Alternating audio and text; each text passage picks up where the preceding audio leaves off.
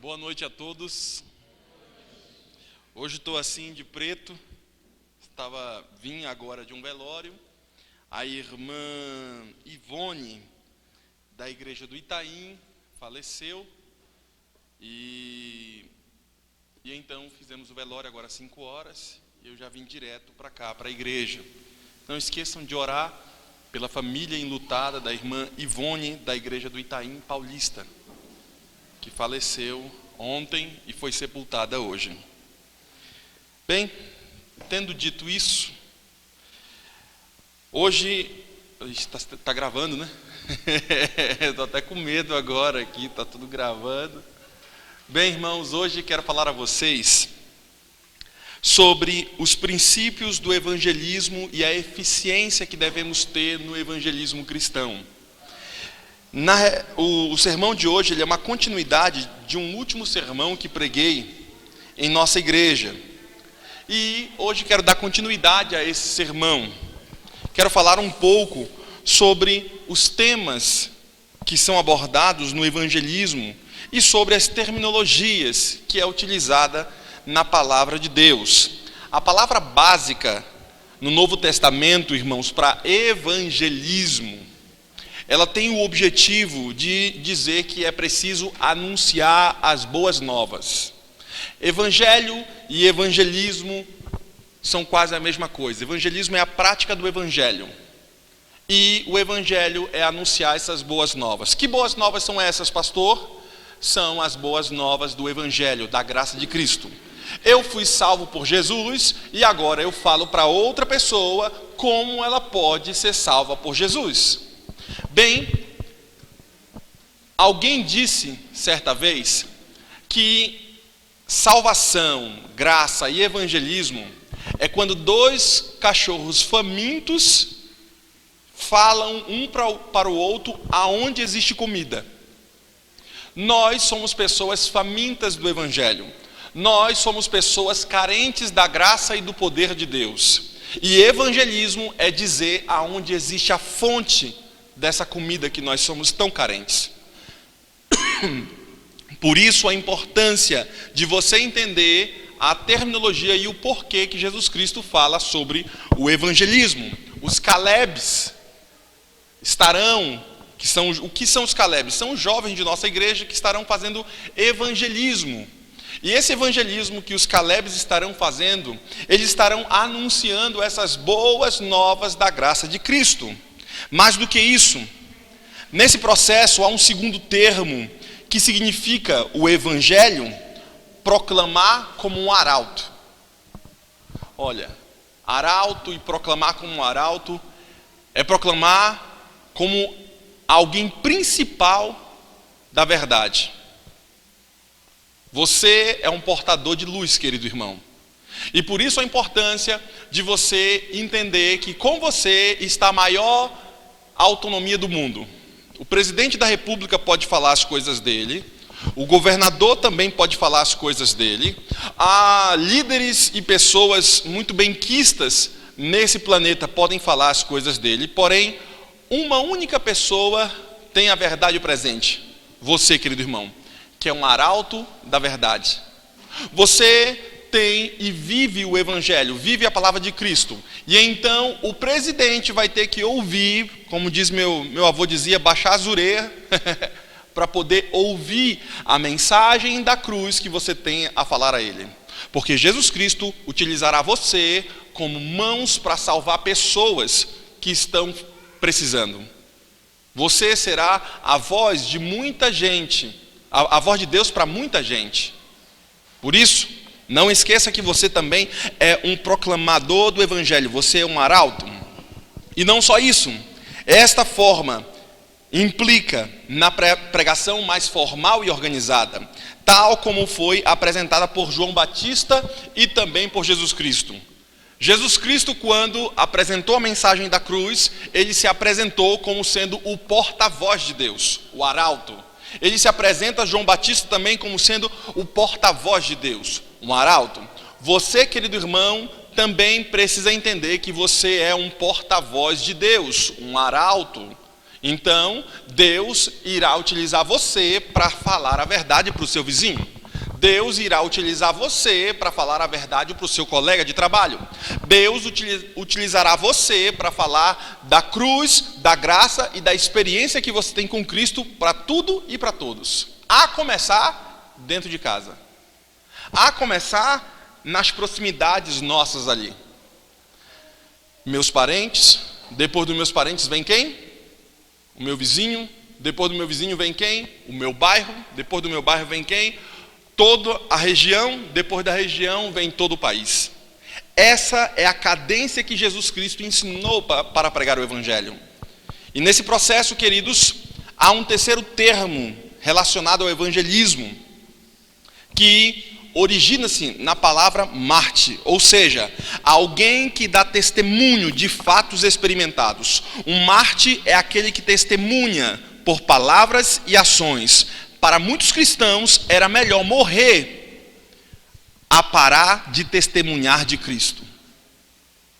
Para muitos cristãos da Bíblia era melhor você perder sua vida do que você ganhar sua vida aqui na terra e perder a vida do céu. Testemunhar. Há uma vez que falei em um sermão meu que às vezes os irmãos não testemunham do Evangelho porque suas vidas estão tão longe da cruz e tão longe do Evangelho que acaba sendo uma mácula na pregação. O colega às vezes não consegue pregar o Evangelho para o vizinho porque o seu próprio testemunho já destruiu toda a mensagem da cruz. Porque o vizinho sabe quem você é. O vizinho conhece os gritos e sabe os nomes que às vezes são ditos lá. E por isso a importância de você entender que é preciso testemunhar, ser um Marte. Nesse processo, irmãos, fazer discípulos. E hoje, o sermão de hoje está quase que com um cunho de treinamento, porque teremos o Caleb logo em seguida. E por isso eu estou trazendo à baila, à tona, essa mensagem de o porquê do Caleb, de o porquê do evangelismo e de o porquê do evangelho. Nesse processo, para ilustrar esse ponto, querido irmão, você pode comparar a igreja a uma linha de montagem de automóveis, por exemplo. Imagine só uma linha de montagem de automóveis. O autor continua dizendo, nessa linha, o produto bruto é usado para fazer peças, no caso o motor e o chassi. No final da linha de produção, os carros devem sair para o uso dos compradores em suas atividades diárias.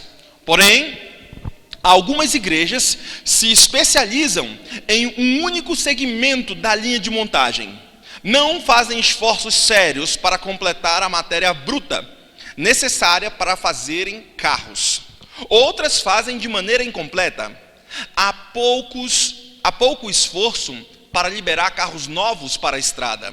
O alvo é manter os carros sempre revisados, polidos para a feira de automóveis. E ainda há uma terceira categoria de igreja, cuja a missão é simplesmente fornecer oficina de manutenção para carros usados, onde para-brisas são lavados, fluidos são checados e a pressão dos pneus são verificadas.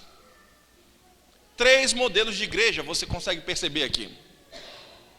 Um modelo de igreja está sempre pensando em vender novos carros, conseguir novos clientes. Está sempre pensando em polir os carros, deixar tudo muito bonito, que os irmãos estejam felizes na igreja, que tenham um bom programa na igreja, que tenham uma boa coisa, para que os irmãos estejam sempre polidos e bonitos. Mas pouco se pensa em vender os carros. Pouco às vezes se pensa no evangelismo. Por isso, há um terceiro tipo de igreja. O autor declara: o alvo para algumas igrejas é manter os carros sempre revisados e polidos para a feira de automóveis. Ensaia cânticos, ensina as coisas para cantar para nós mesmos. Passa ali noites, às vezes, o pessoal ensaiando e tal, e canta para a gente mesmo. A ideia é que você precisa também pensar para fora. Nesse processo, querido irmão, é ainda na terceira categoria de igreja, cuja missão simplesmente é fornecer oficina de manutenção para carros usados. Faz-se cursos disso, treinamento daquilo, ajuda nisso, ajuda naquilo outro, mas não se pensa nas pessoas fora da igreja. Sabe, queridos, todos esses aspectos das 3 igrejas são bons, mas se tornam ruins quando são feitos só de forma unilateral.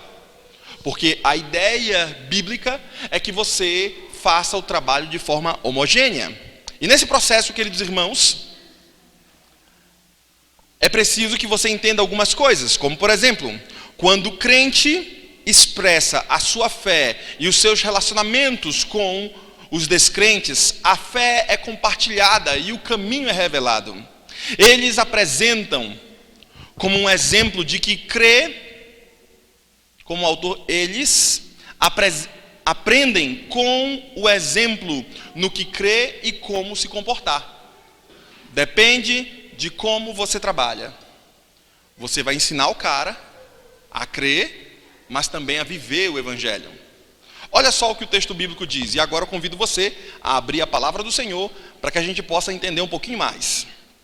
Abra a Bíblia no livro de Lucas, capítulo 9, verso de 1 a 6. Lucas, capítulo 9, verso de 1 a 6.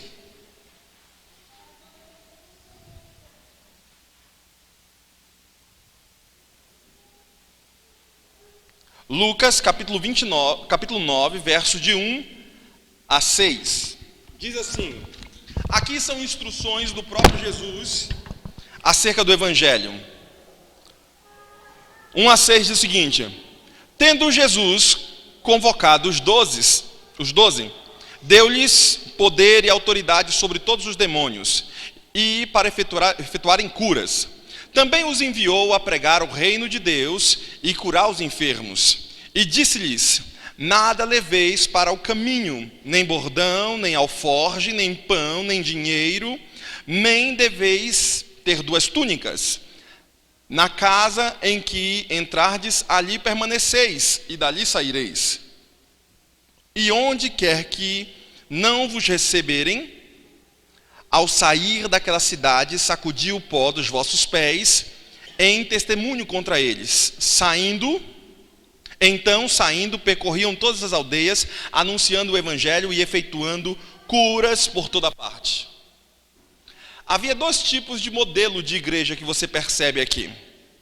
Nesse processo da grande comissão que Jesus mandou a gente pregar para todo mundo, o evangelho, ou evangelizar o mundo, visando fazer novos discípulos e novas igrejas, deve acontecer em 2 níveis complementares.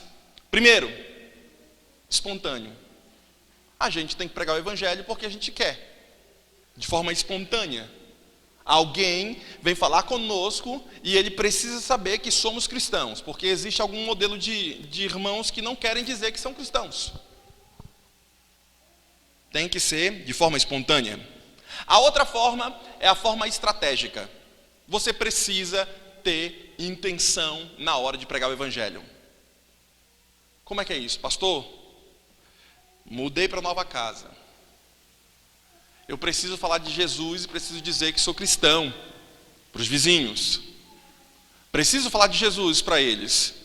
Compra um bolo, se você não sabe fazer bolo. Vai nessa loja aí de fazer bolo, compra um bolo. Ou então faz um bolo e vai no vizinho e oferece para o novo vizinho. Oi, novo vizinho, sou aqui, fulano de tal, já moro aqui, eu me mudei para cá. Eu estou trazendo um bolo aqui para o senhor provar o bolo que a gente fez aqui, o bolo que eu comprei, para o senhor saber quem eu sou. E começa a falar de Jesus, cria uma amizade com a pessoa e começa a falar de Jesus para a pessoa. Você precisa fazer as coisas de forma intencional. Por exemplo,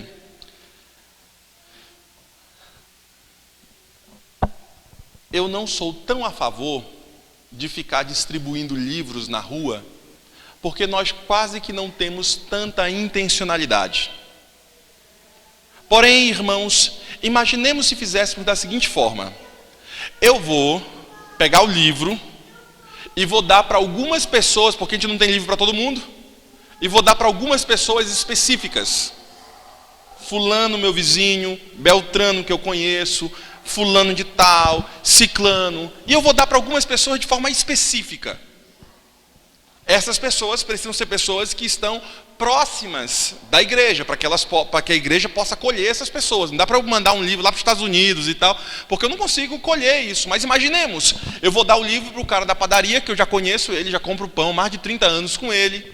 Eu vou dar ali o cara da oficina e tudo. E aí depois eu volto naqueles camaradas e pergunto para eles: o que é que você achou do livro? É uma ponte o livro para que você fale do Evangelho. Tem que haver intencionalidade. Porque quando eu dou livro, jogando ali como folhas de outono, como diz a profetisa, e eu jogo o livro e coloco na caixinha do povo e não sei o quê, ou dou na rua, muitos desses jogam fora. Outros mesmos não leem. Outros mesmos serão colhidos só na volta de Cristo. Tudo tem seu lugar. Mas é preciso que você faça de duas formas. Uma, espontânea, e outra de forma estratégica. Então, se você quer pregar o Evangelho, você tem que falar de forma estratégica, estabelecer medidas para que você alcance isso. E nesse processo, queridos irmãos, é óbvio que a colheita será do Senhor. Por quê? Para você colher uma pessoa, tem que ter 3 elementos, irmãos. Primeiro, tem que ter alguém para falar. Segundo, tem que ter alguém para ouvir. Terceiro, tem que ter o Espírito Santo no meio. Esses são 3 elementos para conquistar uma pessoa para Jesus. Eu sou o interlocutor, o camarada que vou falar. Falo do Evangelho. Deus me usa, conforme vocês leram nos versos anteriores, e eu falo, sou um arauto para ele, eu falo, sou um porta-voz de Deus para aquele camarada. Ele tem que ouvir. Então eu tenho que criar um ambiente para que essa pessoa me ouça. E no meio do caminho tem que estar o quê? Misturado no meio o Espírito Santo. Porque se um dos elementos não estiver presente, não haverá conversão.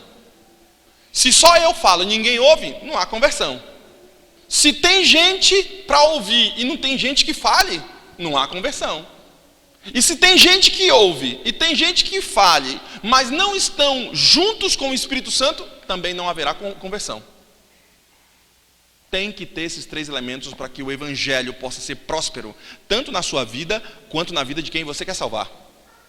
E nesse processo, querido irmão, existem alguns princípios que a gente precisa entender e estabelecer. Atos, capítulo 13, verso 16. Atos, anda um pouquinho mais para frente. Atos, como é que esse povo fazia para pregar o Evangelho? Atos, capítulo 13, verso 16. Atos, capítulo 13, verso 16. O testemunho de Paulo em Antioquia. Paulo, levantando-se e fazendo com a mão sinal de silêncio, disse: varões israelitas, e vós outros, que também temei a Deus, ouvi. O Deus desse povo de Israel escolheu-nos pais e exaltou o povo durante sua peregrinação na terra do Egito, donde os tirou com braço poderoso. Esse capítulo e essa perícope que estamos lendo aqui, ela vem falando um pouquinho do que Paulo expressou naquele dia, o sermão dele. Isso daqui é o sermão de Paulo. Ele começa a contar a história de como o povo de Israel foi salvo. Olha só, Deus chamou profetas, Deus chamou líderes que guiou o povo. Imaginemos se estivéssemos contando a história da igreja dos Ipês. Olha, uma irmã certa vez fez um grupo e nasceu a igreja dos Ipês, e um irmão ajudou, e depois fulano de tal virou ancião, depois Beltrano virou ancião, depois os líderes fizeram isso, batizaram-se tantas pessoas. Vocês viram, construímos, houveram ofertas e tudo, contando um pouco da história da igreja. São métodos que são usados na pregação do Evangelho. Sabe, queridos, quando Jesus deu o mandato evangelístico, em sua estratégia, ele incluía também os aspectos culturais e geográficos. Deveriam evangelizar todos os povos, começando por Jerusalém até os confins da terra. Ou seja, começa por dentro de casa e depois você vai pregando até os confins da terra. Nesse processo, irmãos, eu estarei concluindo a minha mensagem, falando a vocês alguns princípios de evangelismo eficiente. Primeiro deles, irmãos, a colheita deve ser precedida pela semeadura. Toda vez que você for colher alguém, antes de colher alguém, tem que semear. Vocês sabem que antes do evangelho adventista vir para o Brasil, lá a Associação Geral, o pessoal da igreja, os parentes de Ellen White, a casa publicadora deles lá, imprimiram estudos bíblicos em alemão. Não tinha ninguém no Brasil. Quem é que vai pregar? Sabiam que depois da Segunda Guerra tinha alguns alemães que moravam por aí. E sabiam que existia algumas colônias alemãs. O que eles fizeram? Eles pegaram, antigamente o pessoal, quando vendia 1 quilo de peixe, quando vendia 1 quilo de carne ou açúcar, eles pegavam um papel, enrolavam o produto num papel. Você chegou a pegar esse tempo? Que as pessoas enrolavam produtos no papel? Quantas vezes eu comprei pão e o seu José enrolava no papel, um papel marrom, que ele puxava assim, rasgava assim, botava o papel, enrolava a manteiga, o queijo, o que quer que seja, enrolava, dobrava assim, amarrava com um barbante de um lado, amarrava com um barbante do outro. Sabe, queridos, papel naquela época era escasso. O que é que eles fizeram? Olha, está em alemão, manda para aquele grupo lá. E então, foi numa certa taverna, o cara vendia um monte de coisa nesse mercadinho dele, e ele enrolava os produtos com o quê? Com o estudo bíblico da igreja. Esse estudo bíblico chegou na casa de um camarada, esse camarada começou a estudar a Bíblia. Ele ia de mês em mês lá no mercadinho, andava não sei quanto de jegue para chegar lá, cheio de bolsas de coisa, comprou a comida, colocou. Quando chegou em casa que ele foi desembrulhar, ele viu o estudo bíblico de Daniel e começou a estudar. Entendeu o sábado, falou para sua esposa estava doente, já isso um outro casal, a esposa estava doente, falou o seguinte: olha, eu vou guardar o sábado e Deus vai me curar. E Deus curou a irmã e o evangelho cresceu. Assim, métodos que Deus usou para o evangelho crescer. Sabe, queridos, alguém pensou nisso antes, não foi aleatório. Antes do evangelho chegar, antes do primeiro pastor chegar no Brasil, houve a semeadura. Os colportores estavam aí vendendo livro, evangelizando através do livro. Quando o primeiro evangelismo acontece, quando o primeiro pastor chega, há colheita. Por quê? Porque os livros já foram disseminados. E nesse processo, irmãos, princípios do evangelismo eficiente também falam que é preciso ter relacionamento. O evangelismo é fundamentado nos relacionamentos. Se não tiver relacionamento, irmão, não dá. Tem que haver relacionamento com a comunidade. Pergunta que faço a vocês: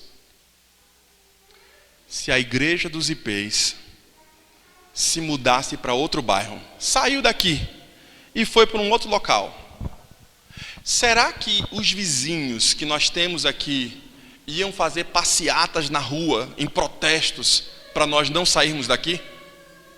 Será que os vizinhos iam ficar muito chateados porque a igreja está saindo daqui? Irmãos, se os vizinhos não ficassem chateados, se os vizinhos não fizessem protestos porque estamos saindo daqui, pode significar que nós não somos tão relevantes para eles. Pode significar que nós não temos tanto relacionamento com os vizinhos. E por isso que se a igreja for embora não vai fazer diferença nenhuma na vida deles. Porque também nós não nos relacionamos com os vizinhos. Às vezes, parece um monte de irmãos ETs de outro mundo, chegam aqui no sábado de manhã, todo empacotado, todo terno e gravata, entram, não fala com ninguém, sai, não fala com vizinho nenhum, não fala com ninguém, entra nos seus carros, ou vão andando, olhando para o chão, sei lá. Esse povo é de outro mundo, não é daqui não. A vida deles é outra. Por isso a importância, nos princípios eficientes do evangelismo, ter relacionamento. Também, um terceiro aspecto a ser abordado, é necessário organização para se ter eficiência. Se você não se organiza, se você não sabe aonde você quer chegar, então você não vai chegar a lugar nenhum. O que eu estou fazendo hoje aqui, irmãos? Hoje eu estou dando, obviamente, um sermão em formato quase que de palestra, para treinar vocês, para que vocês saibam o que é um evangelismo. Para que vocês entendam o que vai acontecer agora com os Calebs. O porquê que essas coisas vão acontecer. Por quê? Porque é um mandato de Deus. Eu estou organizando a igreja, organizando os Calebs, eu estou montando todas as coisas para que nós sejamos mais eficientes. Vocês sabem onde é que fica o campinho de futebol aqui perto? Nós estamos pretendendo alugar um bar, que está fechado lá, por 15 noites, 15 dias, para os jovens Calebs da nossa igreja fazerem o evangelismo nessa localidade. Por quê? Porque lá é cheio de gente. O campo é cheio de gente. A rua lá é pinhada de gente lá. Então ali é um local propício para o evangelho. Pregar para esse povo, jovens falando para outros jovens do amor de Cristo. Duas pessoas famintas do evangelho, famintas da cruz, famintas do amor de Deus, dizendo aonde tem comida. Busque a palavra do Senhor, e aí nós vamos fazer uma grande colheita. Por quê? Porque nós estamos nos organizando para isso. Há um processo para onde a gente quer chegar.